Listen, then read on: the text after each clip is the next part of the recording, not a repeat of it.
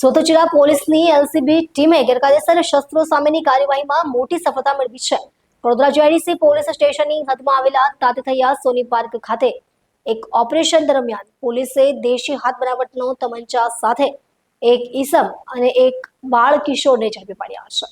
જિલ્લા એલસીબીના inspector NG પાંચાણીના માર્ગદર્શન હેઠળ ગેરકાયદેસર હથિયારો અને અગ્નિશસ્ત્રો સામે કડક કાર્યવાહી કરવા માટે એલસીબી અને પેરાફલ લો સ્ક્વોડની અલગ અલગ ટીમો બનાવવામાં આવી હતી। આ ટીમો સુરત ગ્રામ્ય જિલ્લામાં પેટ્રોલિંગમાં હતી, ત્યારે એલસીબીના સબ ઇન્સ્પેક્ટર એચસી મસાણીની ટીમ વડોદરા જીઆઈડીસી અને પલસાણા પોલીસ સ્ટેશન વિસ્તારમાં પેટ્રોલિંગ કરી હતી।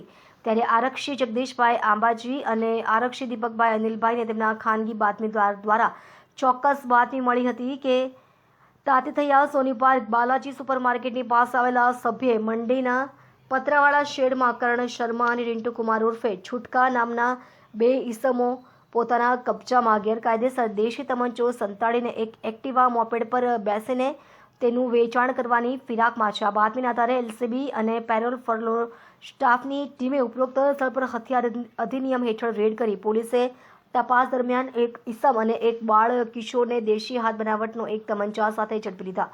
પોલીસે તાત્કાલિક આરોપીઓની ધરપકડ કરી અને તેમની પાસેથી હથિયાર જપ્ત કર્યું।